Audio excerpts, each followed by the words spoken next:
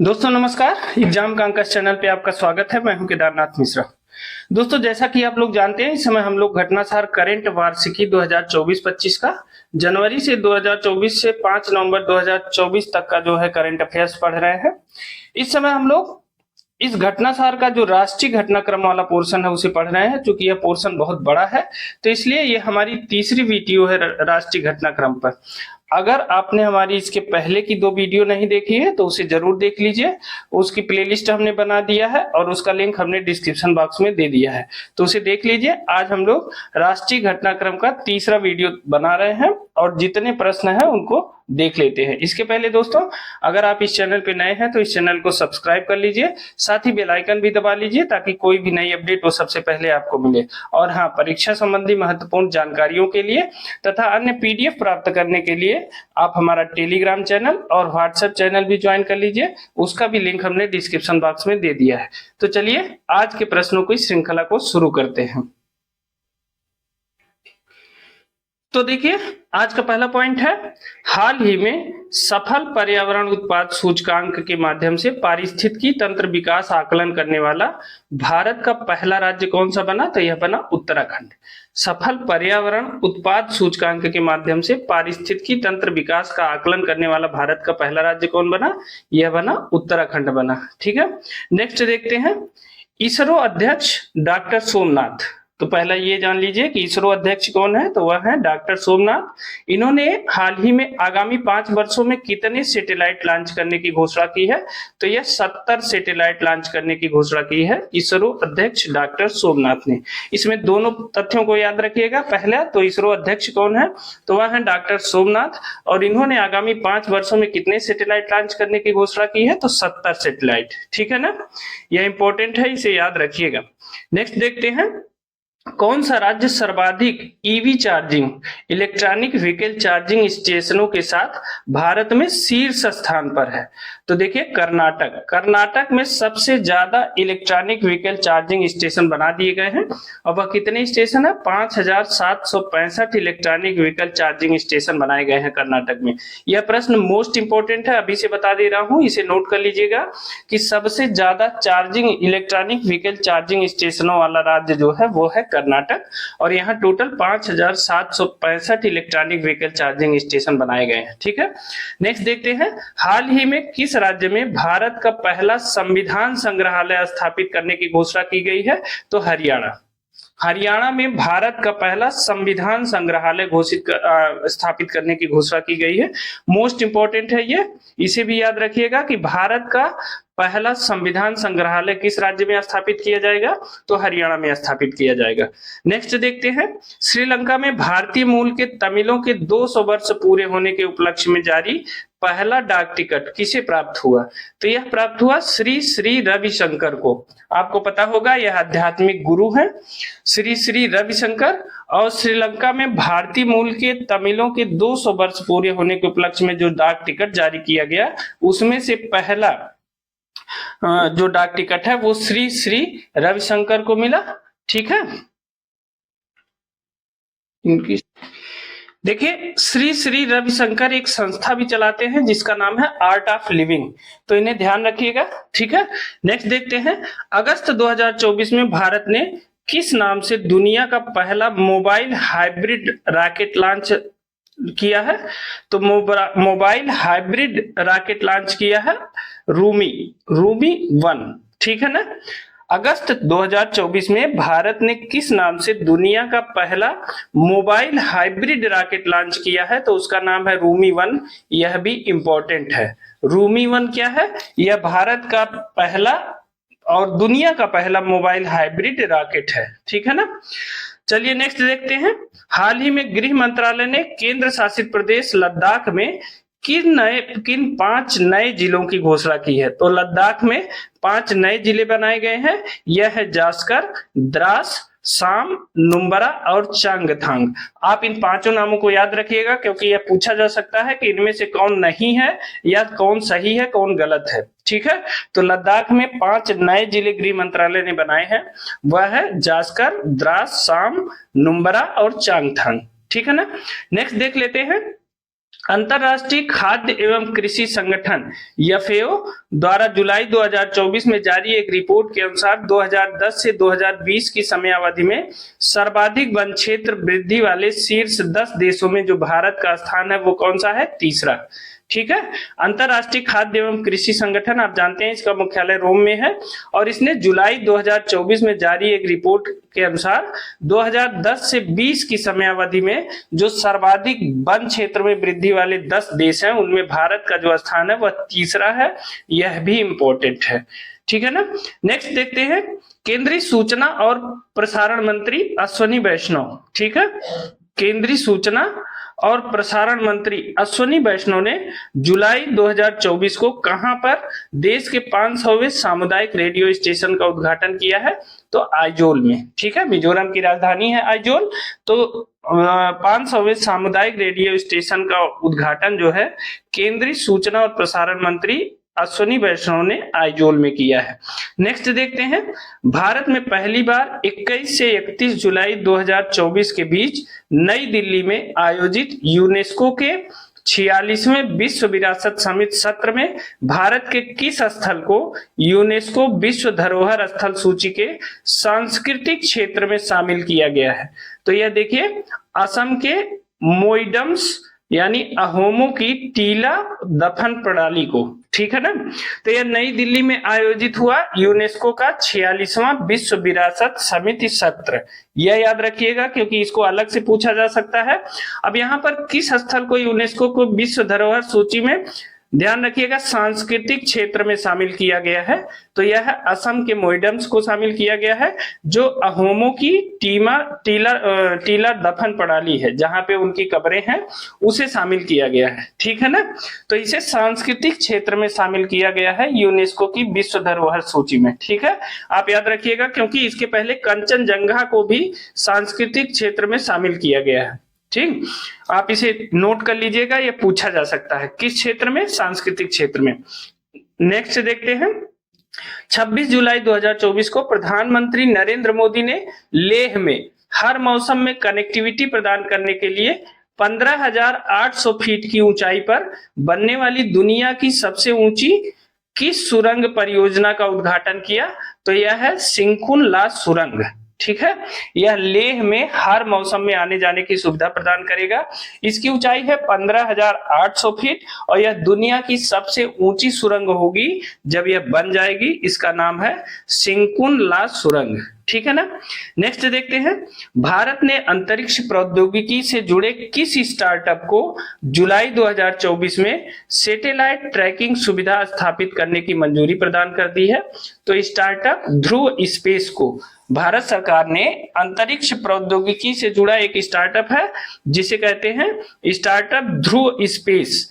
इसको जो है सैटेलाइट ट्रैकिंग सुविधा स्थापित करने की मंजूरी प्रदान की है। ठीक है ना। नेक्स्ट देख लेते हैं प्रतिष्ठित मैगजीन टाइम द्वारा जुलाई 2024 में जारी दुनिया के 100 सबसे बेहतरीन स्थानों की सूची में किन 3 भारतीय स्थलों को शामिल किया गया है? तो यह है म्यूजियम ऑफ सॉल्यूशंस मुंबई, मनम चॉकलेट हैदराबाद और डाइनिंग रेस्तरां नार हिमाचल प्रदेश। ठीक है ना। तो देखिए प्रतिष्ठित मैगजीन टाइम ने जुलाई 2024 में जारी दुनिया के 100 सबसे बेहतरीन स्थानों में भारत के 3 स्थानों को शामिल किया है। पहले तो यह फैक्ट याद रखिएगा भारत के कितने स्थान शामिल हैं? 3 स्थान शामिल हैं और उसमें 3 कौन कौन से हैं? एक है म्यूजियम ऑफ सॉल्यूशंस मुंबई, दूसरी मनम चॉकलेट हैदराबाद और तीसरी डाइनिंग रेस्तरां हिमाचल प्रदेश। ठीक है। इन तीनों को याद रखेंगे आप। नेक्स्ट देखिए प्लास्टिक अपशिष्ट सड़क वाला देश का दूसरा सैन्य स्टेशन जिसका उद्घाटन 2024 को किया गया। प्लास्टिक अपशिष्ट से सड़क का निर्माण किया गया है और यह देश का दूसरा सैन्य स्टेशन है जिसका उद्घाटन 26 जून 2024 को किया गया। तो यह कौन सा स्टेशन है? जयपुर स्टेशन। ठीक है ना। प्लास्टिक अपशिष्ट से जहां सड़क बनी है ऐसा दूसरा स्टेशन कौन सा है? जयपुर स्टेशन। नेक्स्ट देखते हैं 2019 में देश का पहला सैन्य स्टेशन जहां प्लास्टिक कचरे से सड़क का निर्माण किया गया था वह था गुवाहाटी। ठीक है। असम में स्थित नारंगी सैन्य स्टेशन है। अब देखिए जो पहला स्टेशन है देखिए यहाँ पे दिया है कि प्लास्टिक अपशिष्ट सड़क वाला देश का दूसरा स्टेशन है जयपुर सैन्य स्टेशन। तो देश का पहला सैन्य स्टेशन है वह है गुवाहाटी, असम में स्थित नारंगी सैन्य स्टेशन है। ठीक है ना। तो इस प्रकार 2 सैन्य स्टेशन है जहां प्लास्टिक के कचरे से सड़क का निर्माण किया गया है। पहला है गुवाहाटी में और दूसरा है जयपुर में सैन्य स्टेशन। ठीक है ना। नेक्स्ट देखते हैं, 27 जुलाई 2024 को किस देश ने अयोध्या के भगवान राम लला की तस्वीर वाला एक विशेष स्मारक डाक टिकट सेट जारी किया, जो दुनिया में कहीं भी अयोध्या के रामलला को दर्शाने वाला पहला डाक टिकट है? यह है Laos PDR. Very important question है, चूंकि अयोध्या का राम मंदिर बहुत चर्चा का केंद्र रहा है, तो इसलिए यह बिल्कुल यूनिक चीज है कि किस देश ने अयोध्या के भगवान राम लला की तस्वीर वाला एक विशेष स्मारक डाक टिकट सेट जारी किया, जो दुनिया में कहीं भी अयोध्या के राम लला को दर्शाने वाला पहला डाक टिकट है। ठीक है ना। तो यह है लाओस पीडीआर। ठीक है। नेक्स्ट देखते हैं,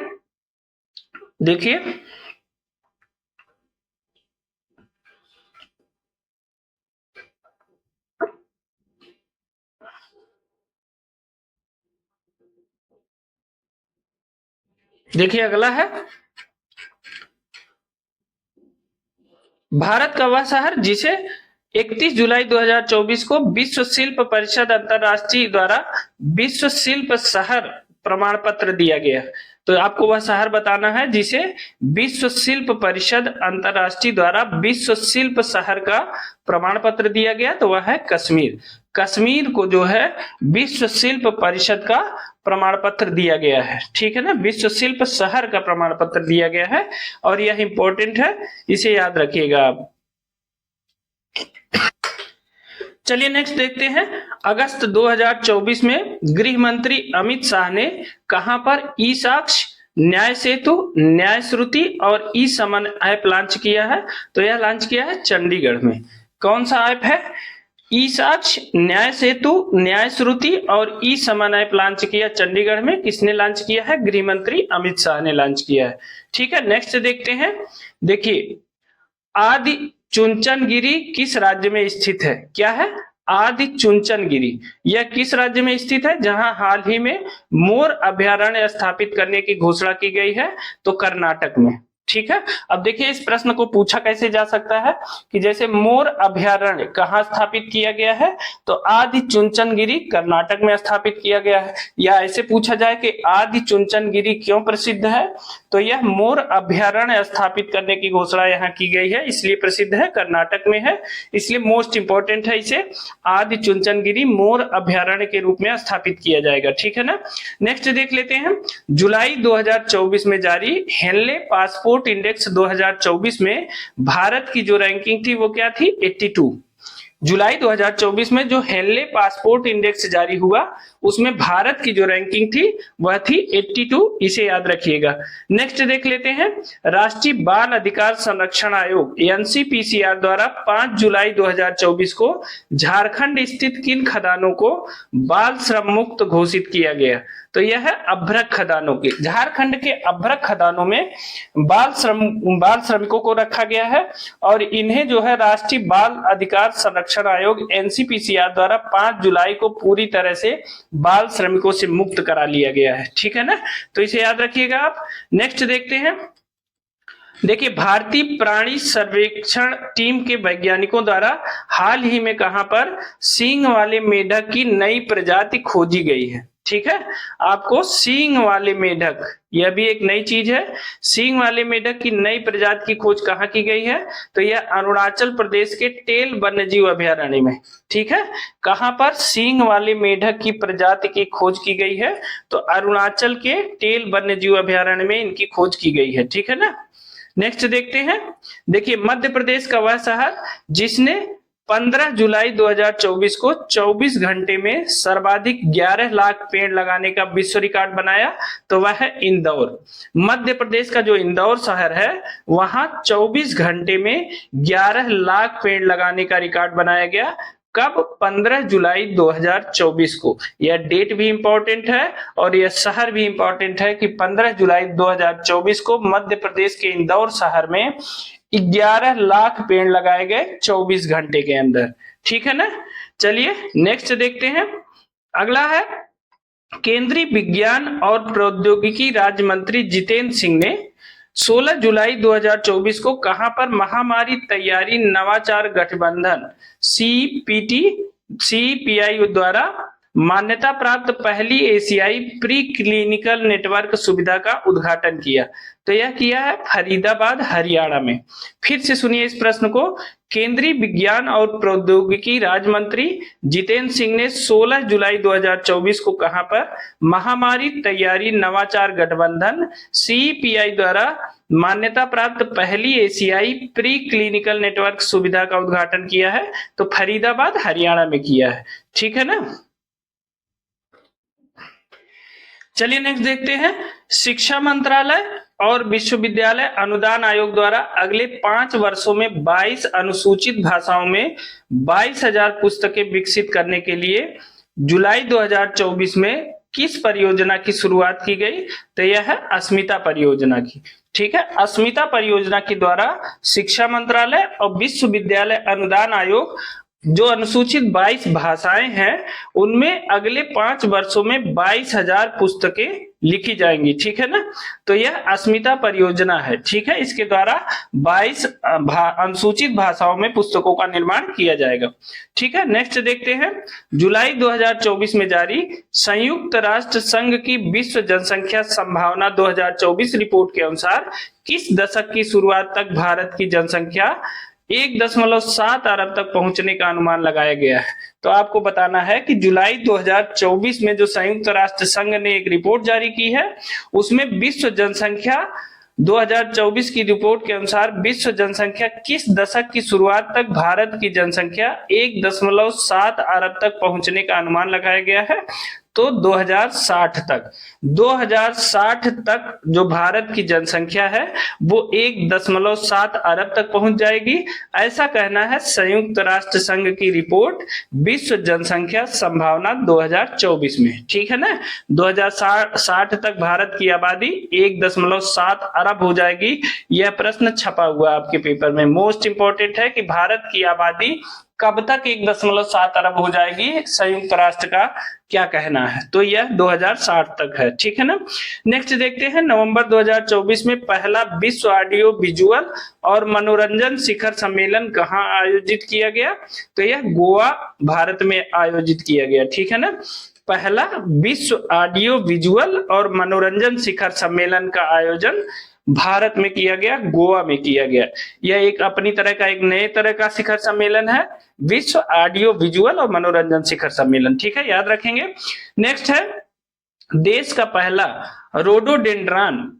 ठीक है, देश का पहला रोडोडेंड्रॉन यानी फूल की एक प्रजाति है रोडोडेंड्रॉन उद्यान हाल ही में कहां पर खोला गया? तो उत्तराखंड के मनुष्यारी में। देश का पहला रोडोडेंड्रॉन फूल की एक प्रजाति है, इसका उद्यान हाल ही में उत्तराखंड के मनुष्यारी में खोला गया। ठीक है ना। नेक्स्ट देखते हैं। राष्ट्रीय क्षय रोग उन्मूलन कार्यक्रम के लिए जुलाई 2024 में किसे प्रधान सलाहकार नियुक्त किया गया? तो डॉक्टर सौम्या स्वामीनाथन को। टीबी उन्मूलन के लिए भारत में इसके लिए जुलाई 2024 में डॉक्टर सौम्या स्वामीनाथन को प्रधान सलाहकार नियुक्त किया गया। ठीक है ना। राष्ट्रीय क्षय रोग उन्मूलन कार्यक्रम के लिए डॉक्टर सौम्या स्वामीनाथन को प्रधान सलाहकार नियुक्त किया गया है। ठीक है ना। नेक्स्ट देखते हैं। जुलाई 2024 में किस भारतीय को सीईओ क्लाइमेट लीडर्स का सह अध्यक्ष नियुक्त किया गया? तो यह है सुमंत सिन्हा। जुलाई 2024 में किस भारतीय को सीईओ क्लाइमेट लीडर्स का सह अध्यक्ष चुना गया है? तो यह है सुमंत सिन्हा और यह इंपॉर्टेंट है। ठीक है ना। नेक्स्ट देखते हैं। देखिए, शहरी क्षेत्र में नक्सलवाद पर अंकुश लगाने के लिए जुलाई 2024 में किस राज्य सरकार ने विधेयक पेश किया? तो महाराष्ट्र सरकार ने जुलाई 2024 में शहरी क्षेत्र में नक्सलवाद को बढ़ने से रोकने के लिए एक विधेयक पेश किया है। ठीक है ना। नेक्स्ट देखते हैं। 13 जुलाई 2024 को प्रधानमंत्री नरेंद्र मोदी ने भारत की सबसे लंबी और सबसे बड़ी शहरी सुरंग परियोजना का उद्घाटन कहां किया? तो यह है ठाणे बोरीवली ट्विन टनल, मुंबई। देखिए इसमें सबसे इंपॉर्टेंट क्या है कि भारत की सबसे लंबी है और सबसे बड़ी शहरी सुरंग है ये, और इसका उद्घाटन किया है प्रधानमंत्री मोदी ने ठाणे बोरीवली ट्विन टनल मुंबई। ठीक है ना। नेक्स्ट देखते हैं, वह नेता जिसके 75 महत्वपूर्ण भाषणों पर आधारित एक पुस्तक wings to our hopes volume 1 का विमोचन 19 जुलाई को कृषि मंत्री शिवराज सिंह चौहान ने राष्ट्रपति भवन में किया। वह है राष्ट्रपति द्रौपदी मुर्मू। राष्ट्रपति द्रौपदी मुर्मू के जो 75 महत्वपूर्ण भाषण हैं उन पर आधारित एक पुस्तक है जिसका नाम है wings to our hopes volume 1। ठीक है, उसका विमोचन किया है शिवराज सिंह चौहान जी ने राष्ट्रपति भवन में। ठीक, इसे याद रखिएगा आप। नेक्स्ट देखते हैं, इसको देखिए ऐसे भी पूछा जा सकता है कि राष्ट्रपति द्रौपदी मुर्मू के महत्वपूर्ण भाषणों पर आधारित पुस्तक का नाम क्या है, तो उसका नाम है विंग्स टू आवर होप्स। इसका वॉल्यूम 1 अभी तक वो विमोचन किया है उन्होंने शिवराज सिंह चौहान ने, और इसमें 75 महत्वपूर्ण भाषण जो राष्ट्रपति द्रौपदी मुर्मू के हैं वो संकलित हैं। ठीक है ना। नेक्स्ट देखते हैं, जून 2024 में किस केंद्र शासित प्रदेश को पूर्ण कार्यशील साक्षरता प्राप्त करने वाली प्रशासनिक इकाई घोषित किया गया, तो यह लद्दाख है। देखिए बहुत इंपॉर्टेंट है कि जून 2024 में भारत का कौन सा ऐसा केंद्र शासित प्रदेश है जिसे पूर्ण कार्यशील साक्षरता प्राप्त करने वाली प्रशासनिक इकाई घोषित किया गया, तो वह है लद्दाख, और यह वेरी इंपॉर्टेंट है, आप इसे नोट भी कर लीजिएगा। ठीक है ना। चलिए नेक्स्ट देखते हैं। उसके पहले दोस्तों अगर आप इस चैनल पे नए हैं तो इस चैनल को सब्सक्राइब कर लीजिए, साथ ही बेल आइकन भी दबा लीजिए ताकि कोई भी नई अपडेट वो सबसे पहले आपको मिले। आपको यह वीडियो कैसी लग रही है हमें कमेंट करके जरूर बताइएगा। कोई सुझाव है तो वह भी सहर्ष स्वीकार करेंगे, आप जरूर बताइए। ठीक है ना। चलिए नेक्स्ट शुरू देखते हैं। देखिए जून 2024 में भूमिगत कोयला गैसीकरण के लिए भारत की पहली पायलट परियोजना कहां शुरू की गई, तो झारखंड में जामताड़ा जिले के कस्ता कोयला ब्लॉक में भूमिगत कोयला गैसीकरण के लिए भारत की पहली पायलट परियोजना की शुरुआत हुई है झारखंड में जामताड़ा जिले के कस्ता कोयला ब्लॉक में। ठीक है ना। नेक्स्ट देखते हैं, 25 जून से 27 जून 2024 के बीच भारत में 64वीं अंतर्राष्ट्रीय चीनी संगठन ISO परिषद की बैठक कहां आयोजित की गई, तो नई दिल्ली में आयोजित की गई। ठीक है ना, इसे भी याद रखिएगा। 25 से 27 जून 2024 के बीच भारत में 64वीं अंतर्राष्ट्रीय चीनी संगठन ISO परिषद की बैठक नई दिल्ली में आयोजित की गई। ठीक, नेक्स्ट देखते हैं, 23 जून 2024 को किस शहर को यूनेस्को की सूची में भारत के पहले साहित्य शहर सिटी ऑफ लिटरेचर के रूप में सम्मानित किया गया, तो यह है कोझिकोड। कोझिकोड को भारत के पहले साहित्य शहर या सिटी ऑफ लिटरेचर के रूप में सम्मानित किया गया। ठीक है ना। यह भी इंपॉर्टेंट है कि भारत का कौन सा शहर है जिसे भारत के पहले साहित्य शहर या सिटी ऑफ लिटरेचर के रूप में सम्मानित किया गया है, तो वह है कोझिकोड। ठीक है ना। नेक्स्ट देखते हैं, वह राज्य जिसने जून 2024 में बहन बेटी स्वावलंबन प्रोत्साहन योजना की शुरुआत की, तो वह राज्य है झारखंड। झारखंड ने जून 2024 में बहन बेटी स्वावलंबन प्रोत्साहन योजना की शुरुआत की है। ठीक है। नेक्स्ट देखते हैं, वह राज्य जिसने सभी जिलों में 1 जुलाई 2024 से प्रधानमंत्री कॉलेज ऑफ एक्सीलेंस की शुरुआत की गई है, तो वह है मध्य प्रदेश। मध्य प्रदेश राज्य में 1 जुलाई 2024 से प्रधानमंत्री कॉलेज ऑफ एक्सीलेंस की शुरुआत की गई है। ये इंपॉर्टेंट है, इसे याद रखिएगा। ठीक है ना। नेक्स्ट देखते हैं, fast track immigration trusted traveller programme FTI TTP शुरू करने वाला हाल ही में देश का पहला हवाई अड्डा बना, तो यह बना दिल्ली का इंदिरा गांधी अंतरराष्ट्रीय हवाई अड्डा टर्मिनल 3। ठीक है ना। Fast track immigration trusted traveller programme यह शुरू करने वाला देश का पहला हवाई अड्डा है दिल्ली हवाई अड्डा, दिल्ली का इंदिरा गांधी अंतरराष्ट्रीय हवाई अड्डा का टर्मिनल 3, यह भी याद रखना है। ठीक है। उड़ीसा के कटक से बीजेपी सांसद जिन्हें 18वीं लोकसभा का प्रोटेम स्पीकर बनाया गया था, वह है भर्तृहरि महताब। यह बहुत इंपॉर्टेंट है, इन्हें याद रखिएगा। 18वीं लोकसभा का जो प्रोटेम स्पीकर बनाया गया था वह उड़ीसा के कटक से बीजेपी सांसद थे और इनका नाम है भर्तृहरि महताब। इन्हें याद रखिएगा, इंपॉर्टेंट है, ठीक है ना। नेक्स्ट देखते हैं, वर्ल्ड क्राफ्ट्स काउंसिल ने भारत के किस शहर को जून 2024 में वर्ल्ड क्राफ्ट सिटी का टैग प्रदान किया? तो श्रीनगर। श्रीनगर को वर्ल्ड क्राफ्ट काउंसिल ने वर्ल्ड क्राफ्ट सिटी का टैग प्रदान किया था, ठीक है ना। अगर प्रश्न ये पूछा जाए कि वर्ल्ड क्राफ्ट सिटी का टैग किसे प्रदान किया गया है, तो भारत के श्रीनगर को प्रदान किया गया है, ठीक है। नेक्स्ट देखते हैं, देखिए 25 जून 2024 को केंद्रीय स्वास्थ्य मंत्री जेपी नड्डा ने डायरिया से जुड़े किस अभियान का शुभारंभ किया?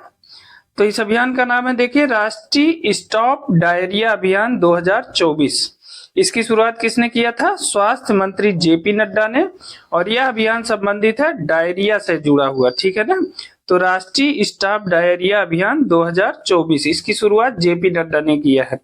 नेक्स्ट देखते हैं, देखिए जून 2024 में जारी दुनिया के 180 देशों के पर्यावरण प्रदर्शन सूचकांक 2024 में भारत को रैंक प्रदान की गई है, तो 176वीं रैंक। अब देखिए कुल 180 देशों का पर्यावरण प्रदर्शन सूचकांक जारी हुआ है, जिसमें भारत को 176वीं रैंक प्रदान की गई है।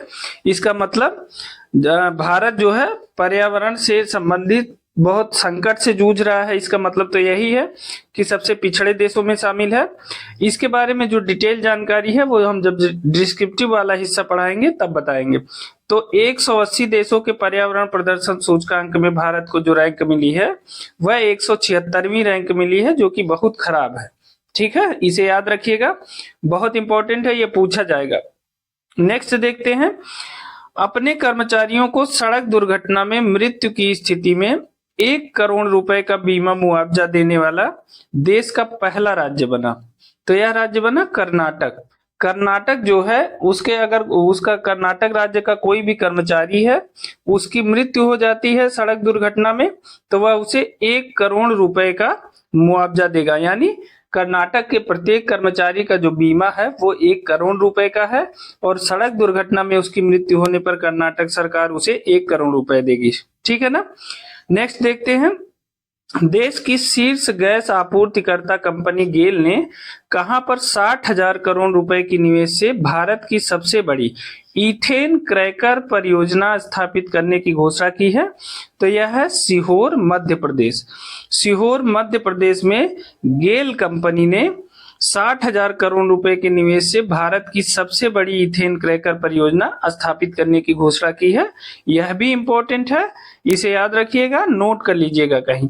नेक्स्ट देखते हैं, 19 जून 2024 को विश्व आर्थिक मंच द्वारा जारी वैश्विक ऊर्जा संक्रमण सूचकांक में भारत की कौन सी रैंकिंग है? तो 63वीं रैंकिंग है। किसमें? वैश्विक ऊर्जा संक्रमण सूचकांक 2024 में भारत की रैंक कितनी है?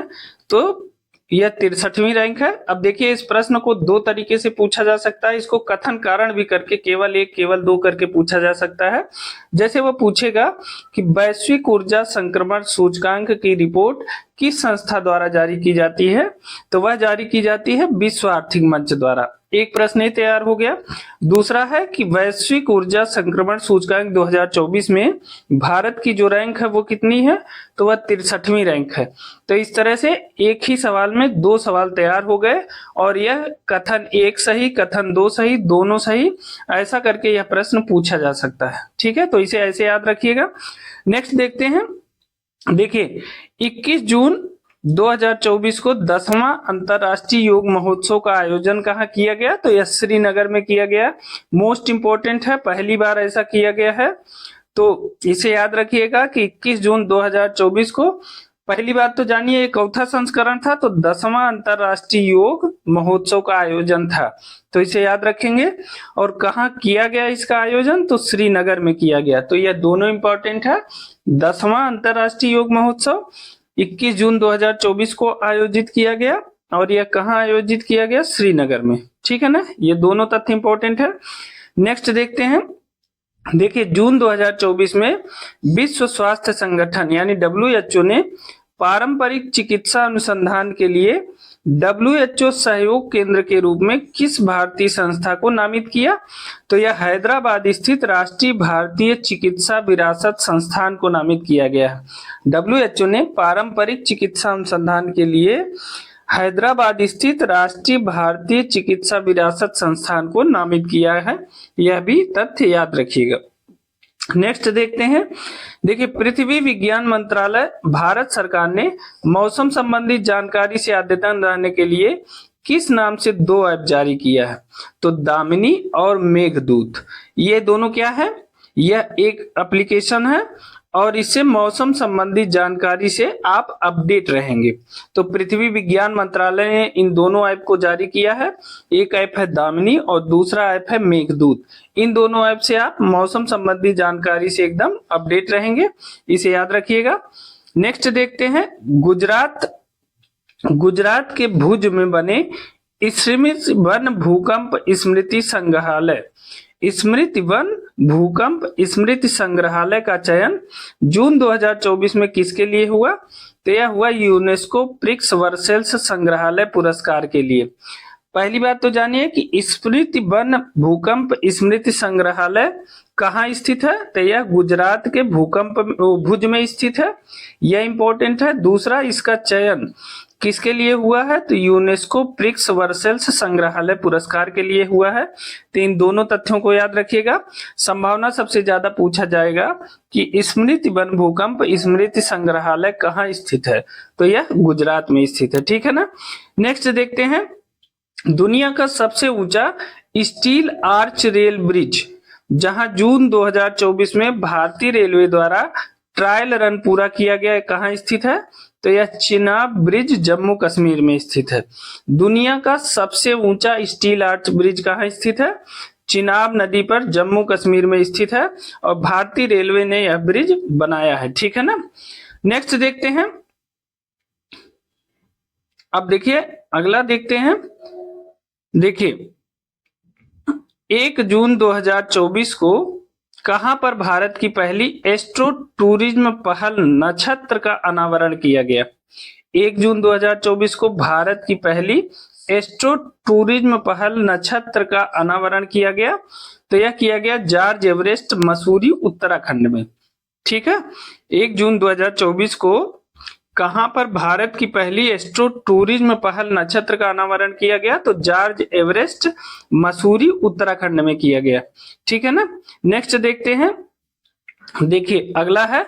नई दिल्ली स्थित सेना का वह अस्पताल जहां अत्याधुनिक त्वचा बैंक जून 2024 में खोला गया, तो वह है रिसर्च एंड रेफरल अस्पताल। नई दिल्ली में सेना का वह अस्पताल जहां अत्याधुनिक त्वचा बैंक जून 2024 में खोला गया, तो रिसर्च एंड रेफरल अस्पताल में खोला गया, ठीक है ना। नेक्स्ट देखते हैं।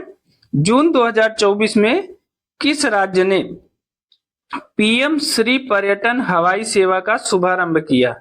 तो यह शुभारंभ किया है मध्य प्रदेश ने। किस राज्य ने पीएम श्री पर्यटन हवाई सेवा का शुभारंभ किया है? तो मध्य प्रदेश ने किया है, याद रखिएगा। नेक्स्ट देखते हैं। वह राज्य सरकार जिसने बाल विवाह पर अंकुश लगाने के लिए हाल ही में निजुत मोइना योजना की शुरुआत की है, तो असम ने। असम ने क्या किया है कि बाल विवाह पर अंकुश लगाने के लिए एक योजना शुरू की है जिसे कहते हैं निजुत मोइना योजना। इसके द्वारा जो भी व्यक्ति बाल विवाह करेगा उसके खिलाफ कार्रवाई की जाएगी, ठीक है ना। और इस योजना के तहत लोगों को जागरूक करने का प्रयास किया जाएगा। तो निजुत मोइना योजना का संबंध किससे है? बाल विवाह को रोकने से। किस राज्य सरकार ने चलाया? तो असम ने चलाया, ठीक है ना।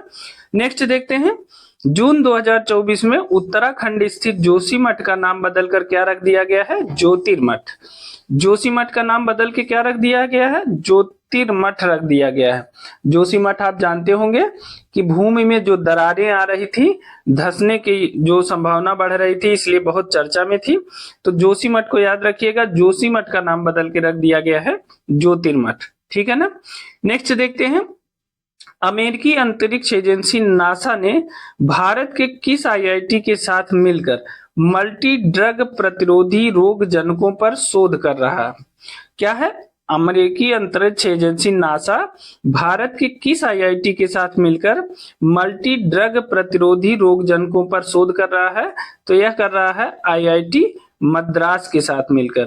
तो नासा जो है आईआईटी मद्रास के साथ मिलकर मल्टी ड्रग प्रतिरोधी रोग जनकों पर शोध कर रहा है, यह इंपॉर्टेंट है, ठीक है ना। नेक्स्ट देख लेते हैं, जून 2024 में कौन भारतीय नौसेना की पहली महिला हेलीकॉप्टर पायलट बनी? अनामिका राजू। वेरी इंपॉर्टेंट है, भारतीय नौसेना की पहली महिला हेलीकॉप्टर पायलट बनी है अनामिका राजू, यह बहुत इंपॉर्टेंट है, ठीक है ना। निम्नलिखित में से कौन भारतीय नौसेना की पहली महिला हेलीकॉप्टर पायलट बनी है? तो वह बनी है अनामिका राजू, बहुत इंपॉर्टेंट है, इसे याद रखिएगा, ठीक।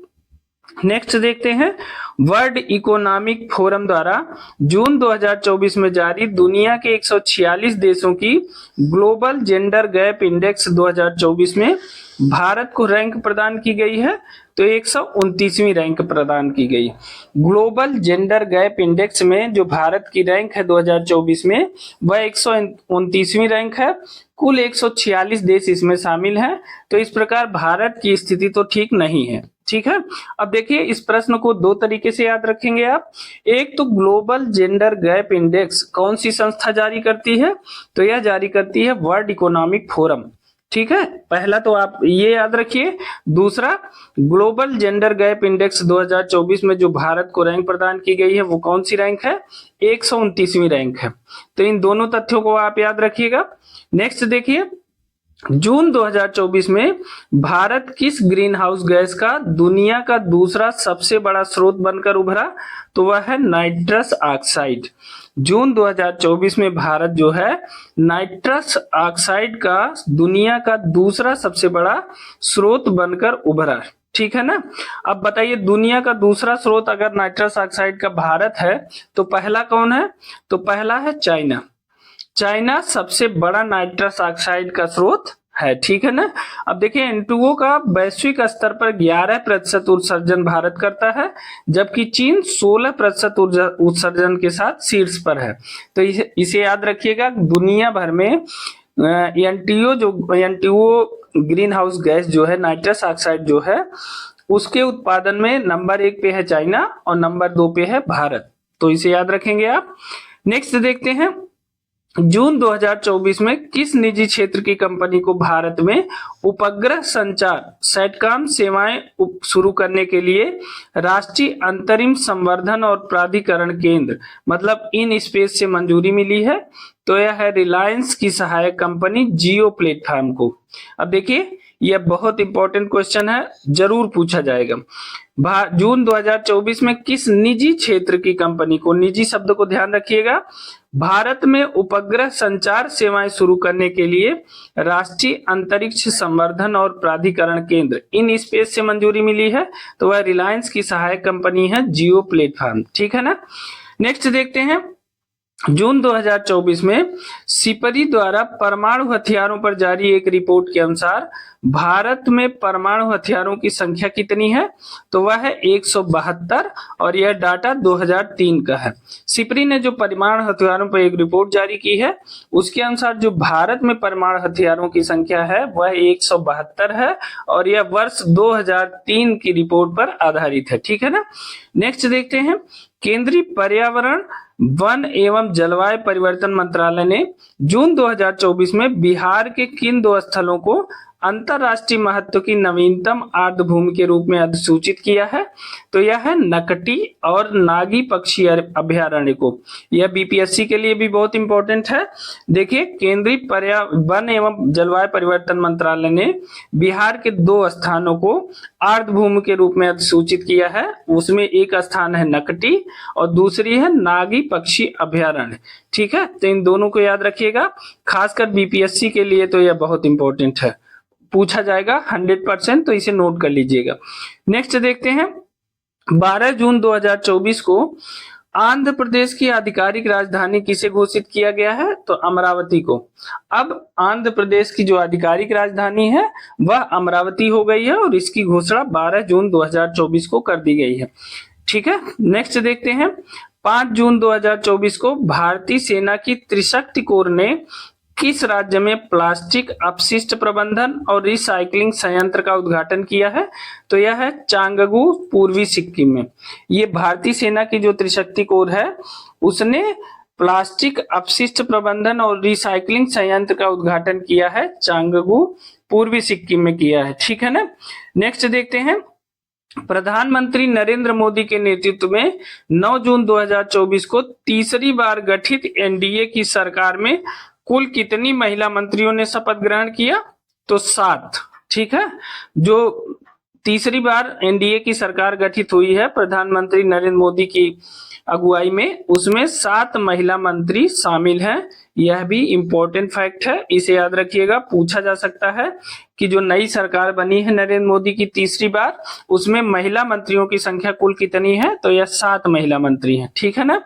नेक्स्ट देखते हैं, देखिए नवीन पटनायक की जगह भारतीय जनता पार्टी ने किस नेता ने 12 जून 2024 को उड़ीसा के मुख्यमंत्री पद की शपथ ली? तो यह लिए मोहन मांझी।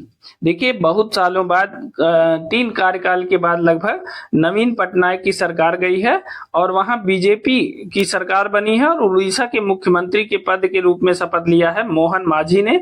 इंपॉर्टेंट है, याद रखिएगा। यह भी पूछा जा सकता है कि उड़ीसा के मुख्यमंत्री का नाम क्या है? तो वह है मोहन मांझी। ठीक है ना।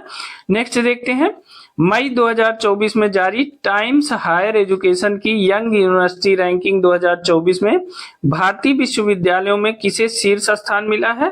तो यह मिला है महात्मा गांधी विश्वविद्यालय केरल को। ठीक है ना। टाइम्स हायर एजुकेशन की जो यंग यूनिवर्सिटी रैंकिंग आई 2024 की, उसमें जो महात्मा गांधी विश्वविद्यालय केरल है उसे भारतीय विश्वविद्यालयों में शीर्ष स्थान मिला है। यह भी याद रखिएगा। नेक्स्ट देखते हैं, अप्रैल 2024 में जारी वर्ल्ड साइबर क्राइम इंडेक्स 2024 में जो भारत की रैंक है वह कितनी है? तो 10वीं रैंक है। वर्ल्ड साइबर क्राइम इंडेक्स 2024 में जो भारत की रैंक है वह 10वीं रैंक है, इसे याद रखिएगा, इंपॉर्टेंट है। वर्ल्ड साइबर क्राइम इंडेक्स 2024 में जो भारत की रैंकिंग है वह 10वीं रैंक है। ठीक है ना दोस्तों। हम इंडेक्स का जो मामला है वो अलग से एक इंडेक्स का वीडियो बनाएंगे जिसमें सारे इंपॉर्टेंट इंडेक्स जिनके पूछे जाने की संभावना सबसे ज्यादा है उनके इंडेक्स के हम नंबर देंगे। बहुत छोटी सी वीडियो रहेगी जिसमें केवल इंडेक्स रहेगा। ठीक है। यह वीडियो आपको कैसी लगी रही हमें कमेंट करके जरूर बताइएगा। और हाँ, अगर आप इस चैनल पे नए हैं तो चैनल को सब्सक्राइब जरूर कर लीजिए, साथ ही बेल आइकन भी दबा लीजिए ताकि कोई भी नई अपडेट आपको सबसे पहले मिले। ठीक है। चलिए नेक्स्ट देखते हैं, 14 मई 2024 को इंडियन एयरफोर्स ने आगरा के मलपुरा ड्रॉपिंग जोन में किस नाम से पोर्टेबल अस्पताल का सफल परीक्षण किया है? तो यह है भीष्म। भीष्म का फुल फॉर्म क्या है? Battlefield health information system for medical services. फिर से सुनिए, भीष्म का जो फुल फॉर्म है वह है battlefield health information system for medical services. और इंडियन एयरफोर्स ने आगरा के मलपुरा ड्रॉपिंग जोन में इसी नाम से पोर्टेबल अस्पताल का सफल परीक्षण किया है। ठीक है ना। नेक्स्ट देखते हैं, भारत का वह महाकाव्य जिसकी पांडुलिपि को मई 2024 में यूनेस्को की मेमोरी ऑफ द वर्ल्ड की सूची में शामिल किया गया है। तो वह किसकी है? रामचरितमानस की पांडुलिपि को। देखिए बहुत इंपॉर्टेंट है, यह पूछा जाएगा कि किसकी पांडुलिपि को यूनेस्को ने अपने मेमोरी ऑफ द वर्ल्ड की सूची में शामिल किया है? तो वह है रामचरितमानस। बहुत इंपॉर्टेंट है, आप इसे याद रखेंगे। नेक्स्ट देखते हैं, भारत की वह आईटी कंपनी जिसने 13 मई 2024 को फ्रांस के पेरिस में पहले ह्यूमन सेंट्रिक एआई सेंटर की स्थापना की है? तो वह है टीसीएस ने। टीसीएस ने फ्रांस के पेरिस में पहले ह्यूमन सेंट्रिक एआई सेंटर की स्थापना की है। आप जानते हैं कि इस समय एआई आधारित बहुत सी टेक्नोलॉजी आ गई है, तो उसी क्रम में टीसीएस ने फ्रांस के पेरिस में पहले ह्यूमन सेंट्रिक एआई सेंटर की स्थापना की है। ठीक है ना। नेक्स्ट देखते हैं, 11 मई 2024 को किसे पूर्वोत्तर भारत की पहली महिला डीजीपी नियुक्त किया गया है? तो यह है इदा शीशा नोंगरांग। इन्हें पूर्वोत्तर भारत की पहली महिला डीजीपी नियुक्त किया गया है, इदा शीशा नोंगरांग को। ठीक है ना। नेक्स्ट देखते हैं, विश्व आर्थिक मंच द्वारा यानी WEF वर्ल्ड इकोनॉमिक फोरम द्वारा जारी यात्रा और पर्यटन विकास सूचकांक 2024 में भारत को 119 देशों में कौन सी रैंक प्रदान की गई है? तो 39वीं रैंक प्रदान की गई। वर्ल्ड इकोनॉमिक फोरम द्वारा जारी यात्रा और पर्यटन विकास सूचकांक 2024 में जो भारत को रैंक मिली है वह 39वीं रैंक मिली है। यह इंपॉर्टेंट है, आप इसे याद रखेंगे, ठीक है ना। नेक्स्ट देखते हैं, केरल स्थित वह अंतरराष्ट्रीय एयरपोर्ट जो मई 2024 में शून्य अपशिष्ट से लैंडफिल की मान्यता प्राप्त करने वाला भारत का पहला एयरपोर्ट बना, वह है तिरुवनंतपुरम एयरपोर्ट। ठीक है, यह केरल में स्थित है और यह जो है शून्य अपशिष्ट से लैंडफिल की मान्यता प्राप्त करने वाला भारत का पहला एयरपोर्ट बना है, आप इसे याद रखिएगा, तिरुवनंतपुरम एयरपोर्ट। नेक्स्ट देखते हैं, मध्य प्रदेश की 55 वर्षीय उद्यमी और महिला फिटनेस उत्साही, ठीक है, जिन्होंने 19 मई 2024 को माउंट एवरेस्ट की सफल चढ़ाई कर यह उपलब्धि अर्जित करने वाली सबसे उम्रदराज भारतीय महिला पर्वतारोही बनी। तो यह बनी ज्योति रात्रे। यह मध्य प्रदेश की रहने वाली है, 55 वर्षीय उद्योगपति हैं ये और महिला फिटनेस के प्रति उत्साही हैं। इन्होंने माउंट एवरेस्ट की सफल चढ़ाई करके सबसे उम्रदराज भारतीय महिला पर्वतारोही बनने का गौरव हासिल किया है, यह इंपॉर्टेंट है, ठीक है ना, ज्योति रात्रे। अब नेक्स्ट देखते हैं, दूरदर्शन चैनल डीडी किसान ने 26 मई 2024 को अपनी स्थापना की 9वीं वर्षगांठ पर भारत के सरकारी प्रसारण इतिहास में किस नाम से पहले एआई एंकर को पेश किया? तो यह एआई एंकर है कृष और भूमि। देखिए, अब दूरदर्शन चैनल यानी डीडी किसान ने भी अब अपनी 9वीं वर्षगांठ में भारत के सरकारी प्रसारण इतिहास में पहला एआई एंकर पेश किया, उसका नाम है कृष और भूमि। यह क्या है? यह एआई एंकर है, इन्होंने एंकरिंग करके प्रसारण को चलाया, ठीक है ना। नेक्स्ट देख लेते हैं, 26 मई 2024 को पश्चिम बंगाल और बांग्लादेश के तटीय क्षेत्रों में तबाही मचाने वाले तूफान रेमल को यह नाम किस देश द्वारा दिया गया था? तो ओमान के द्वारा। यह क्या था? रेमल तूफान था और यह बंगाल और पश्चिम बंगाल और बांग्लादेश के तटीय क्षेत्रों में इसने तबाही मचाई थी। यह मई 2024 में आया तूफान था और इसका नाम रेमल था, इसका नाम दिया था ओमान ने, ठीक है ना, इसे याद रखिएगा। नेक्स्ट देखते हैं, देखिए, अप्रैल 2024 में 6 नए उत्पादों के साथ भारत में सर्वाधिक 75 जीआई टैग प्राप्त करने वाला देश का शीर्ष राज्य बना उत्तर प्रदेश। देखिए, ये यूपी स्पेशल के लिए बहुत इंपॉर्टेंट है।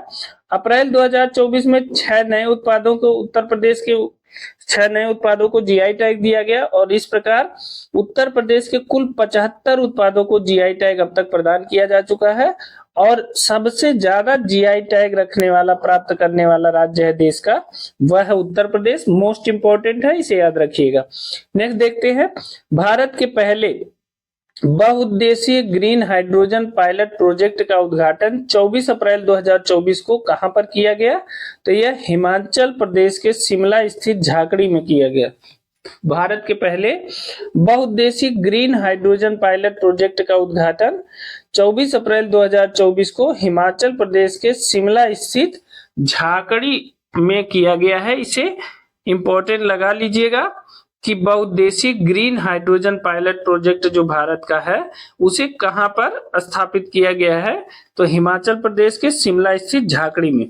नेक्स्ट देखते हैं, देखिए, इसरो अध्यक्ष एस सोमनाथ द्वारा की गई घोषणा के अनुसार भारत कब तक मलबा मुक्त अंतरिक्ष मिशन प्राप्त कर लेगा? तो यह है 2030 तक। देखिए, जब तमाम सैटेलाइट यहां से अंतरिक्ष में जाते हैं तो वहीं घूमते रहते हैं, वह नीचे नहीं आ पाते, लेकिन भारत ने ऐसी तकनीकी विकसित की है कि सारे सैटेलाइट को वह नीचे तक ले आएगा या वहां उन्हें नष्ट करने की टेक्नोलॉजी भारत के पास आ गई है। तो इसरो अध्यक्ष सोमनाथ ने ऐसा कहा है कि वर्ष 2030 तक भारत जो है, जो भी अपना अंतरिक्ष मिशन चलाएगा उसे मलबा मुक्त रखेगा, ठीक है ना। उसका मलबा वह नीचे धरती पर ले आएगा, वहां अंतरिक्ष में नहीं रहने देगा। तो यह सोमनाथ द्वारा की गई घोषणा के अनुसार भारत कब तक मलबा मुक्त अंतरिक्ष मिशन प्राप्त करेगा? तो 2030 तक। ठीक है ना। नेक्स्ट देखते हैं, जून 2024 में क्वाक्वेरेली साइमंड्स द्वारा जारी बेस्ट स्टूडेंट सिटीज रैंकिंग 2025 में कौन भारत का विद्यार्थियों के मामले में सबसे किफायती शहर घोषित किया गया है? तो नई दिल्ली में। क्वाक्वेरेली साइमंड्स द्वारा जारी बेस्ट स्टूडेंट सिटीज रैंकिंग में भारत का विद्यार्थियों के मामले में सबसे किफायती शहर घोषित किया गया है, तो नई दिल्ली को घोषित किया गया है, याद रखिएगा। ठीक है। नेक्स्ट देखते हैं, भारत की वह अग्रणी सामान्य बीमा प्रदाता कंपनी जिसने हाल ही में भारत की पहली satellite in orbit third party liability insurance policy शुरू करने की घोषणा की है, वह है टाटा एआईजी। ठीक है ना। भारत की वह अग्रणी सामान्य बीमा प्रदाता कंपनी जिसने हाल ही में भारत की पहली satellite in orbit third party liabilities insurance policy शुरू करने की घोषणा की है, वह कौन सी है? वह टाटा एआईजी है।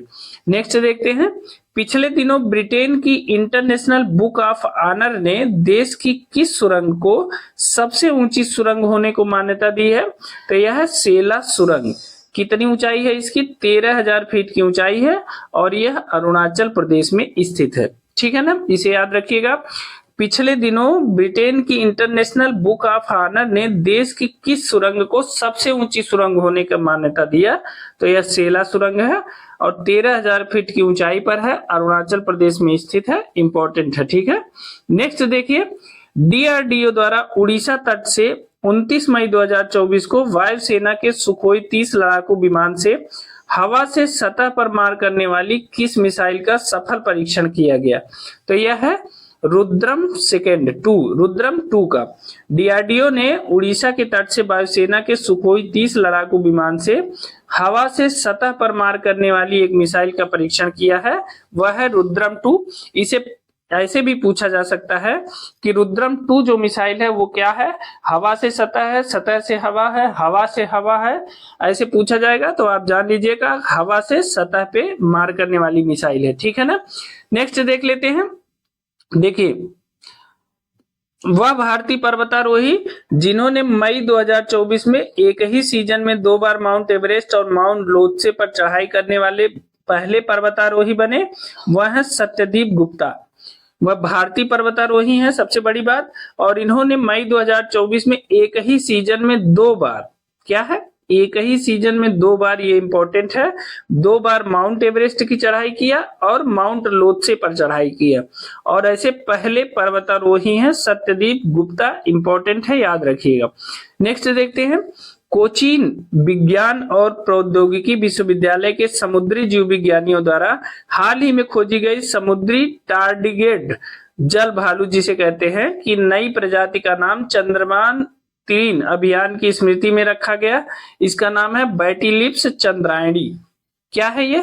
कोचीन विज्ञान और प्रौद्योगिकी विश्वविद्यालय के समुद्री जीव विज्ञानियों ने एक समुद्री टार्डिग्रेड जिसे जल भालू कहा जाता है उसकी नई प्रजाति खोजी है और उसका नाम रखा है चंद्रयान 3 अभियान के नाम पे, बैटिलिप्स चंद्रायणी उसका नाम रखा है। यह क्या है?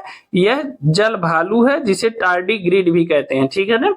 नेक्स्ट देखते हैं, हाल ही में शोधकर्ताओं की एक टीम ने पश्चिमी घाट में 140 वर्षों के बाद किस नाम के दुर्लभ वृक्ष प्रजाति की खोज की है?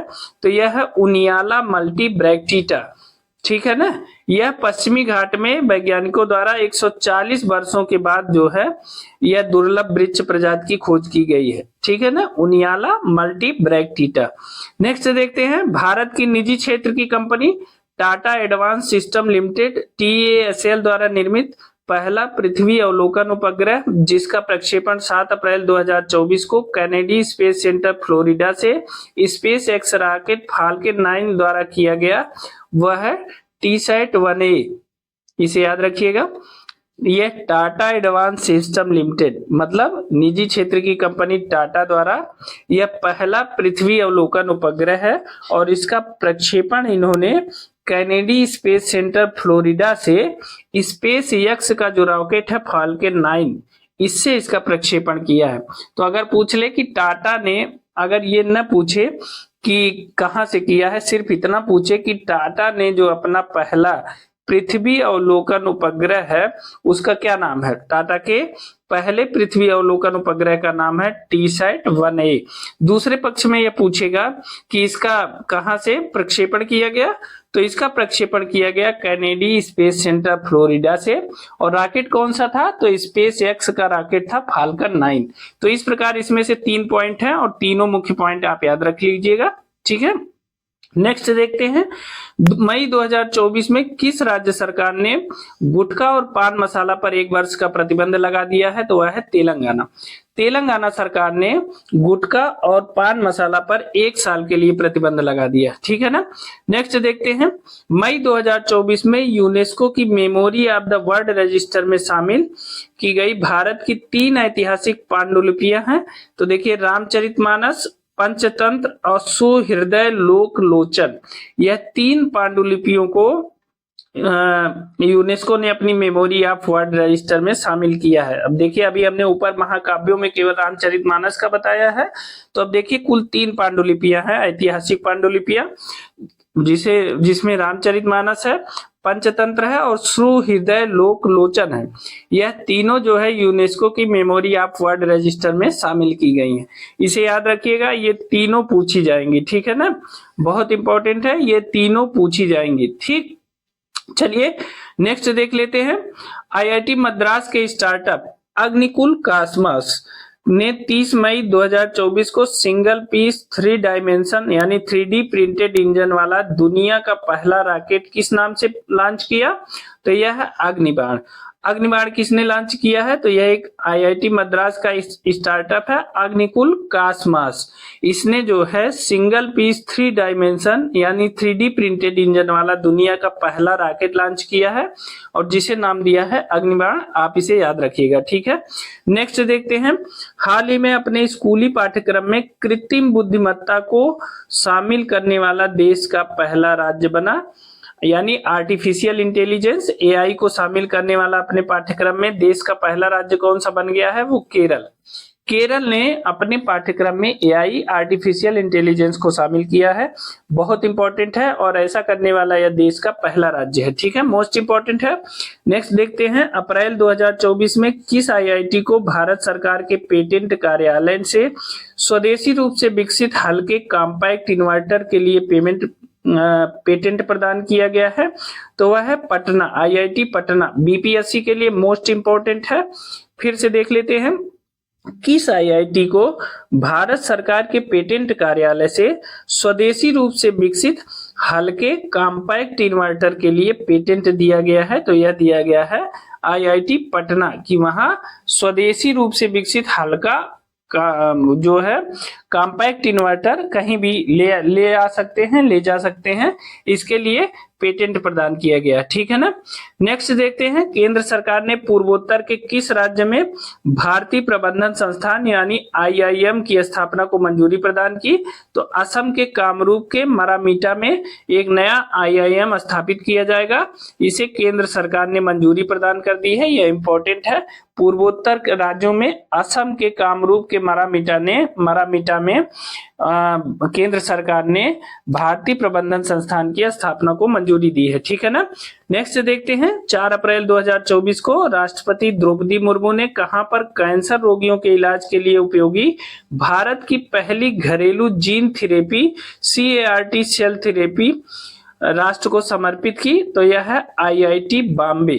यहाँ पे क्या हुआ, कैंसर रोगियों के इलाज के लिए एक जीन थेरेपी आई, यह पहली भारत की घरेलू जीन थेरेपी है और इसका नाम है CAR-T सेल थेरेपी। इसे राष्ट्र को समर्पित किया गया आईआईटी बॉम्बे में। आपसे प्रश्न ऐसे भी पूछा जा सकता है, निम्नलिखित में से कौन कैंसर रोगियों के इलाज के लिए पहली घरेलू जीन थेरेपी है, तो वह है CAR-T सेल थेरेपी, ठीक है ना, इसे याद रखिएगा। नेक्स्ट देखते हैं, रक्षा मंत्री राजनाथ सिंह ने 4 मार्च 2024 को नई दिल्ली में आयोजित डिफ कनेक्ट 24 के दौरान रक्षा प्रौद्योगिकियों में नवाचार को बढ़ावा देने के लिए किस योजना की शुरुआत की, तो यह है अदिति योजना, ठीक है। रक्षा मंत्री राजनाथ सिंह ने नई दिल्ली में आयोजित डिफ कनेक्ट 24 के दौरान रक्षा प्रौद्योगिकियों में नवाचार को बढ़ावा देने के लिए किस योजना की शुरुआत की? तो यह है अदिति योजना, इसे याद रखिएगा। नेक्स्ट देखते हैं 5 जून 2024 को विश्व पर्यावरण दिवस, कौन सा दिवस होता है? विश्व पर्यावरण दिवस। इसके अवसर पर प्रधानमंत्री मोदी ने पेड़ लगाने के आह्वान के साथ किस अभियान की शुरुआत की? तो एक पेड़ मां के नाम अभियान की शुरुआत प्रधानमंत्री मोदी ने विश्व पर्यावरण दिवस 5 जून को किया। अब देखिए ये प्रश्न ऐसे भी पूछा जा सकता है कि एक पेड़ मां के नाम के अभियान की शुरुआत कब की गई? तो यह की गई, इसमें तिथि भी दी सकती है 5 जून 2024 को। इसमें यह भी कहा जा सकता है कि विश्व पर्यावरण दिवस के अवसर पर। तो दोनों तरह से इस प्रश्न को याद रखिएगा। एक पेड़ मां के नाम अभियान की शुरुआत किसने की? तो प्रधानमंत्री नरेंद्र मोदी ने। कब की? 5 जून 2024 को, या विश्व पर्यावरण दिवस के अवसर पर, ठीक है ना। नेक्स्ट देखते हैं हाल ही में कहां पर भारत का पहला आयुर्वेदिक कैफे खोला गया है? तो यह खोला गया है नई दिल्ली में। भारत का पहला आयुर्वेदिक कैफे कहां खोला गया है? नई दिल्ली में खोला गया है, इंपॉर्टेंट है, पूछा जा सकता है। भारत का पहला आयुर्वेदिक कैफे नई दिल्ली में खोला गया है। नेक्स्ट देखते हैं मई 2024 में रिपोर्टर्स विदाउट बॉर्डर्स द्वारा जारी नवीनतम वार्षिक विश्व प्रेस स्वतंत्रता सूचकांक 2024 में 180 देशों में भारत की रैंक कितनी है? तो 159वीं है, मतलब खस्ता हाल है। अब देखिए, अब ये पूछा जा सकता है कि विश्व प्रेस स्वतंत्रता सूचकांक कौन जारी करता है? तो यह है रिपोर्टर्स विदाउट बॉर्डर्स नामक संस्था जारी करती है। और विश्व प्रेस स्वतंत्रता सूचकांक 2024 में 180 देशों में भारत की जो रैंक है वो कितनी है? तो वह 159वीं रैंक है। और आप जानते हैं ये फिक्स प्रश्न है, लोक सेवा आयोग इसके बारे में जरूर पूछता है। बाकी पहली, दूसरी, तीसरी रैंक की चर्चा जब हम डिस्क्रिप्शन वाला हिस्सा पढ़ाएंगे तब बताएंगे, ठीक है ना। नेक्स्ट देखते हैं केंद्रीय मंत्री ज्योतिरादित्य सिंधिया ने 4 मार्च 2024 को कहां पर भारत के पहले ग्रीन हाइड्रोजन प्लांट का उद्घाटन किया? तो यह है जिंदल स्टेनलेस लिमिटेड, हिसार, हरियाणा में। किसमें? ज्योतिरादित्य सिंधिया जो केंद्रीय मंत्री हैं, इन्होंने भारत के पहले ग्रीन हाइड्रोजन प्लांट का उद्घाटन किया है जिंदल स्टेनलेस लिमिटेड, हिसार, हरियाणा में, ठीक है ना। यह भी इंपॉर्टेंट है, आप इसे याद रखिएगा। भारत का पहला ग्रीन हाइड्रोजन प्लांट है जिंदल स्टेनलेस लिमिटेड, हिसार, हरियाणा, इसे याद रखेंगे, ठीक है ना। चलिए नेक्स्ट देखते हैं। देखिए महाराष्ट्र के सांगली जिले के छोटे कस्बे मिरज में बनाए जाने वाले किन वाद्य यंत्रों को 30 मार्च 2024 को भौगोलिक संकेतक प्रदान किया गया, यानी जीआई टैग? तो इसे प्रदान किया गया सितार या तानपुरा कहते हैं जिसे, उससे प्रदान किया, सितार और तानपुरा दोनों को, ठीक है ना। यह महाराष्ट्र के सांगली जिले के मिराज कस्बे में बनता है, क्या? सितार और तानपुरा, इन्हें जीआई टैग प्रदान किया गया, यह महाराष्ट्र का है, ठीक है ना, इसे याद रखेंगे। नेक्स्ट देखते हैं वह देश जहां से भारतीय नागरिकों को निकालने के लिए पिछले दिनों भारत सरकार द्वारा ऑपरेशन इंद्रावती चलाया गया, तो हैती। हैती से भारत को निकालने के लिए, भारतीय नागरिकों को निकालने के लिए भारत सरकार द्वारा ऑपरेशन इंद्रावती चलाया गया है, मोस्ट इंपॉर्टेंट है। यह पूछा जाएगा कि ऑपरेशन इंद्रावती का संबंध कहां से है? तो यह भारतीय नागरिकों को हैती से निकालने के लिए ऑपरेशन भारत सरकार द्वारा चलाया गया था, इंपॉर्टेंट है, ठीक है ना। नेक्स्ट देखते हैं भारत का पहला सेमीकंडक्टर फैब्रिकेशन प्लांट मार्च 2024 में कहां पर स्थापित किया गया? तो यह धोलेरा, गुजरात में स्थापित किया गया है, ठीक है ना। भारत का पहला सेमीकंडक्टर फैब्रिकेशन प्लांट मार्च 2024 में कहां पर स्थापित किया गया? तो धोलेरा, गुजरात में स्थापित किया गया। हमने आपको बताया कि सेमीकंडक्टर से संबंधित कोई भी प्रश्न हो बहुत इंपॉर्टेंट है, उसके संबंध में हमने एक शॉर्ट वीडियो भी बनाई है, उसको देख लीजिएगा, क्योंकि अभी तक 5 सेमीकंडक्टर प्लांट स्थापित हो चुके हैं, जिनमें से 4 गुजरात में है और एक है मोरीगांव, असम में, ठीक है ना। और इन 4 जो गुजरात में है उसमें से 3 गुजरात के साड़ंद में है और एक यही धोलेरा गुजरात में स्थित है, और एक प्लांट गुजरात से बाहर है जो असम के मोरीगांव में स्थित है। तो धोलेरा गुजरात का प्लांट और असम के मोरीगांव का प्लांट ये टाटा कंपनी द्वारा बनाया जा रहा है, ठीक है। बाकी चीजें अलग अलग कंपनियों द्वारा बनाई गई हैं, बाकी प्लांट, तो उन्हें याद रखिएगा और हमारी शॉर्ट वीडियो जरूर देखिएगा, ठीक है। नेक्स्ट देखते हैं महाराष्ट्र सरकार ने 13 मार्च 2024 को अहमदनगर का नाम परिवर्तित कर नया नाम रखने का निर्णय लिया। तो क्या नाम हो गया उसका? अहिल्यानगर। अहमदनगर का नाम बदलकर महाराष्ट्र सरकार ने क्या कर दिया है? अहिल्यानगर कर दिया गया है, याद रखिएगा। नेक्स्ट देखते हैं, भारतीय नौसेना में 13 मार्च 2024 को तटवर्ती समुद्री जल में पनडुब्बी रोधी ऑपरेशन के लिए किन 2 जहाजों को शामिल किया गया है? तो यह है INS अग्रम और INS अक्षय।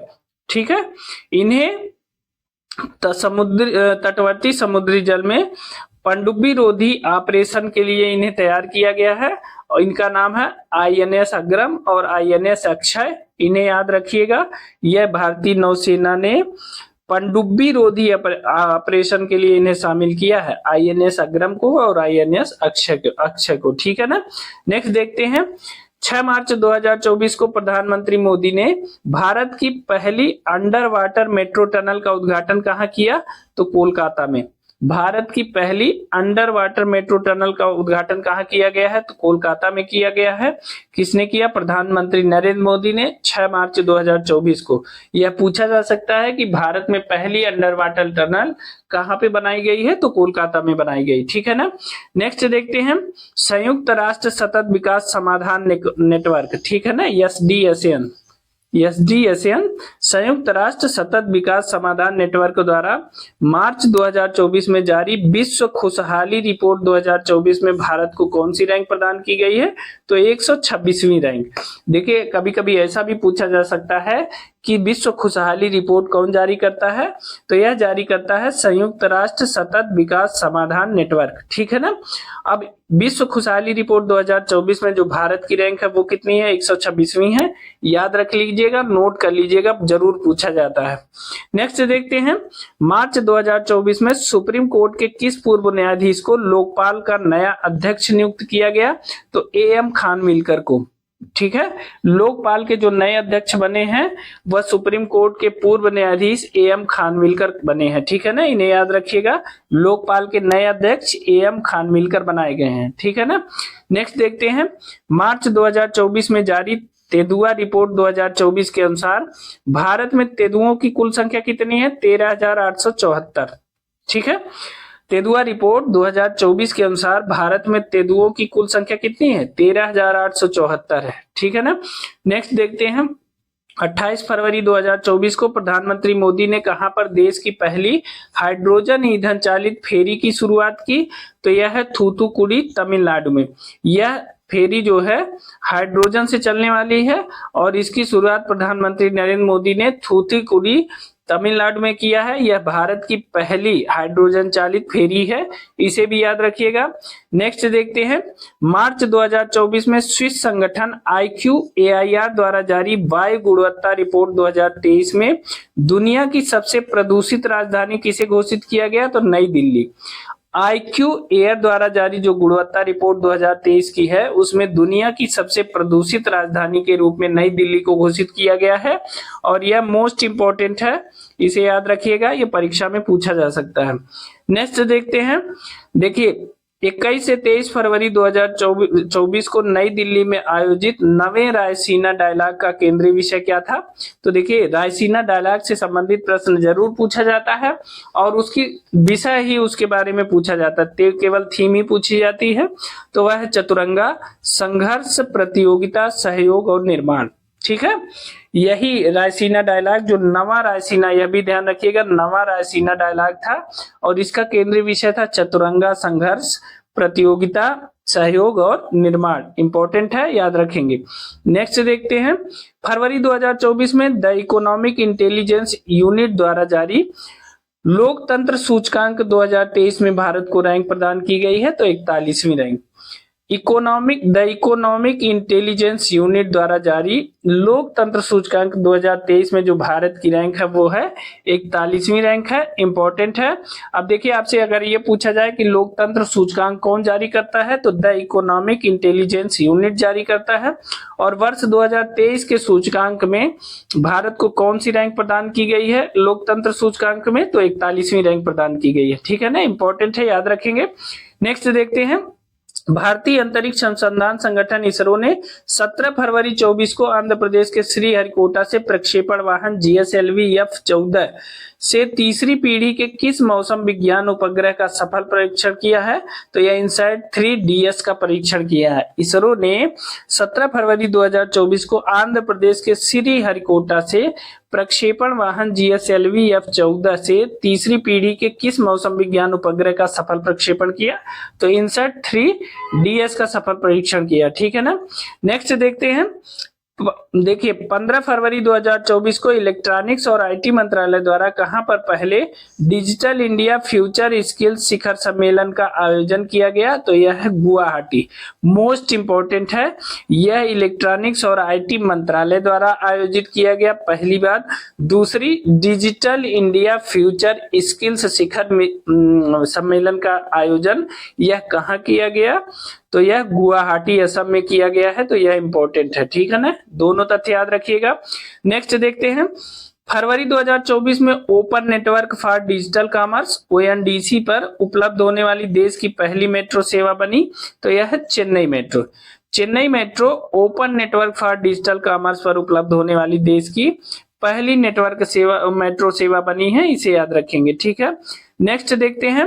वह वरिष्ठ IAS अधिकारी जिन्हें फरवरी 2024 में उत्तराखंड की पहली महिला मुख्य सचिव नियुक्त किया गया है, तो वह है राधा रतूड़ी। उत्तराखंड की पहली महिला मुख्य सचिव किसे नियुक्त किया गया है?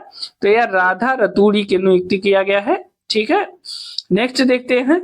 हाल ही में तेज रफ्तार ट्रेन वंदे भारत, नमो भारत और अमृत भारत एक्सप्रेस की सुविधा पाने वाला देश का पहला राज्य बना। तो वह बना उत्तर प्रदेश। देखिए इसका कहने प्रश्न का मतलब है कि कौन सा ऐसा प्रदेश है जहां वंदे भारत, नमो भारत और अमृत भारत तीनों प्रकार की ट्रेनें चलाई गई हैं? तो वह प्रदेश है उत्तर प्रदेश। यह इंपॉर्टेंट है, यूपी स्पेशल के नाम से भी यह बहुत इंपॉर्टेंट है, इसे याद रखेंगे। वंदे भारत, नमो भारत और अमृत भारत तीनों प्रकार की ट्रेनें किस राज्य में चलाई गई हैं देश के? तो वह है उत्तर प्रदेश। इंपॉर्टेंट है। ठीक है ना। नेक्स्ट देखते हैं। मसालों और पाक कला से संबंधित जड़ी बूटियों पर कोडेक्स समिति का 7वां सत्र 29 जनवरी से 2 फरवरी 2024 के बीच कहां आयोजित किया गया? तो यह कोच्चि, केरल में। ठीक है। मसालों और पाक कला से संबंधित जड़ी बूटियों पर कोडेक्स समिति का 7वां सत्र जो है यह आयोजित किया गया है कोच्चि, केरल में। ठीक है ना। नेक्स्ट देखते हैं।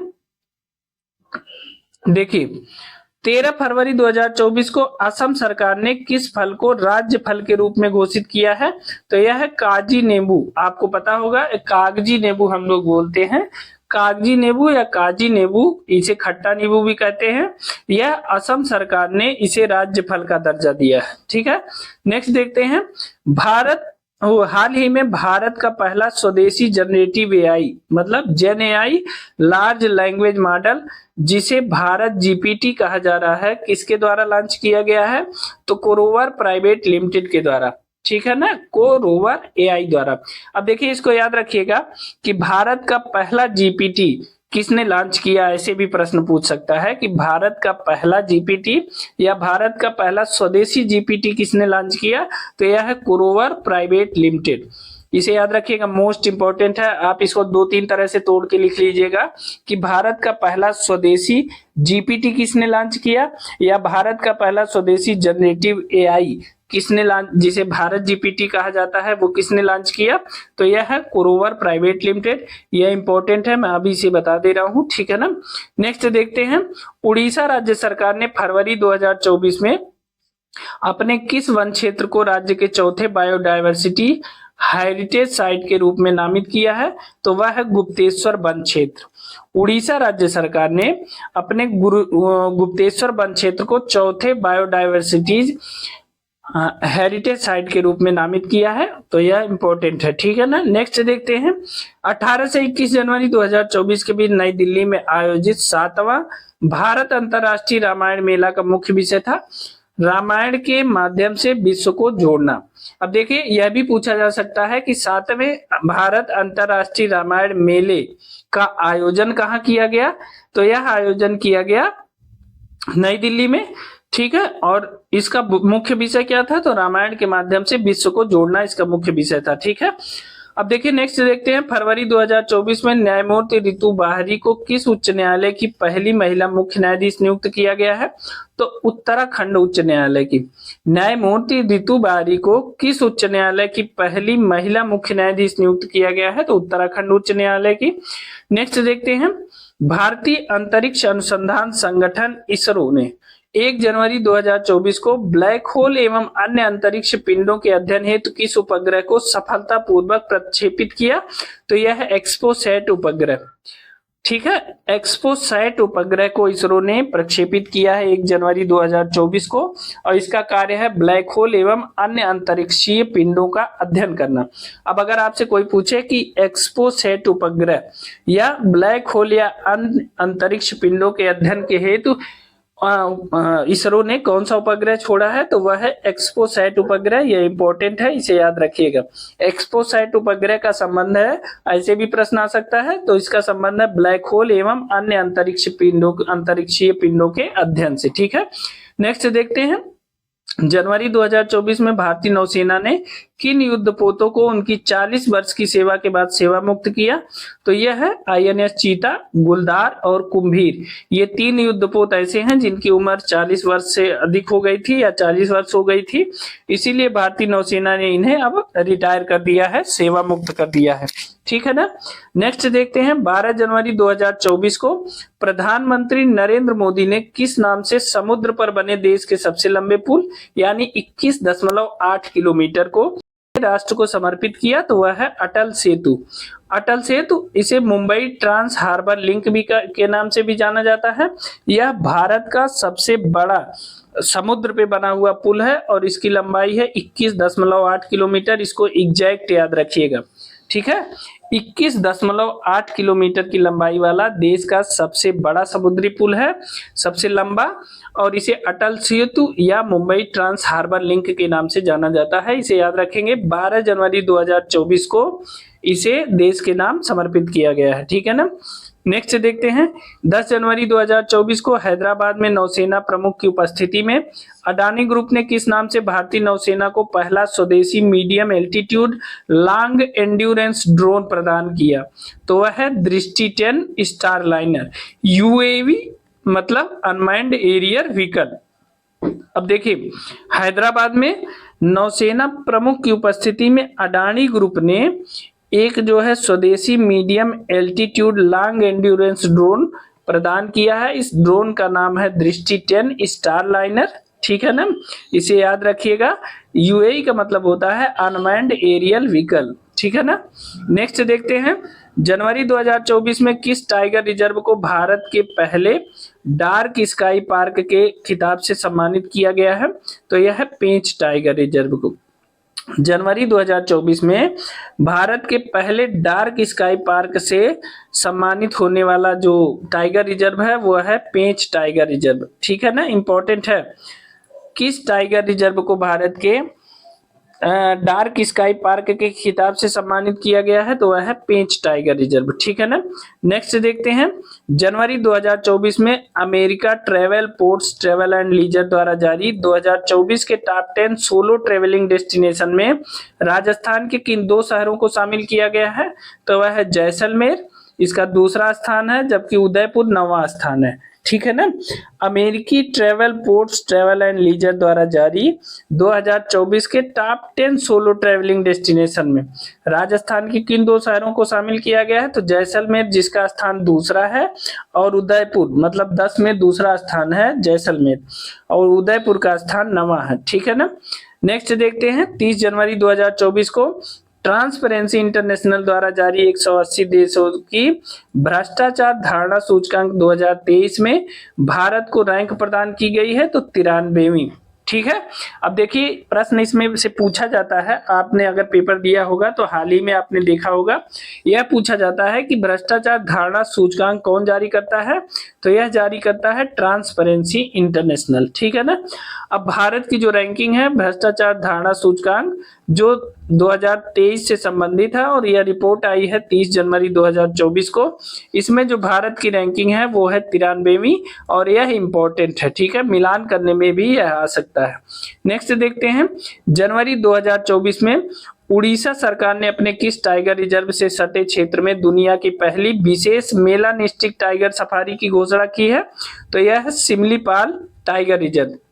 जनवरी 2024 में उड़ीसा सरकार ने सिमलीपाल टाइगर रिजर्व से सटा हुआ जो दुनिया की पहली विशेष मेलानिस्टिक टाइगर सफारी की घोषणा की है। तो ये हो गया का जो राष्ट्रीय घटनाक्रम था वो कंप्लीट हो गया है दोस्तों। इसके हमने कुल 3 वीडियो बनाई है। चूंकि इस बार करीब 11 पेज में ये पूरा मैटर दिया है और आपको पता है कि घटना सार में कितना छोटा छोटा मैटर लिखा होता है, लेकिन ये बहुत इंपॉर्टेंट होता है। तो अगर इसके पहले की आपने 2 वीडियो नहीं देखी है तो जरूर देखिएगा। राष्ट्रीय घटनाक्रम से संबंधित जो इंपॉर्टेंट फैक्ट थे वो समाप्त हो गए हैं। अब हम आपको अंतरराष्ट्रीय घटनाक्रम से संबंधित इंपॉर्टेंट फैक्ट बताएंगे और बाद में हम आपको डिस्क्रिप्टिव वाला हिस्सा पढ़ाएंगे जो बहुत शॉर्ट फॉर्म में पढ़ाएंगे और बहुत इंपॉर्टेंट पोर्शन को ही पढ़ाएंगे। तो अभी के लिए इतना ही दोस्तों। अगर अभी तक आपने हमारा चैनल सब्सक्राइब नहीं किया है तो सब्सक्राइब जरूर कर लीजिए। साथ ही यह वीडियो अपने अन्य दोस्तों को भी शेयर कर दीजिए ताकि उन्हें भी तेजी से घटनासार का जो वन लाइनर वाला हिस्सा है वो पढ़ने में आ जाए, ठीक है ना। तो अभी के लिए इतना ही, मिलते हैं अगली वीडियो में कुछ नए फैक्ट के साथ। तब तक के लिए स्वस्थ रहिए, मस्त रहिए और मेहनत से पढ़िए। बहुत बहुत धन्यवाद।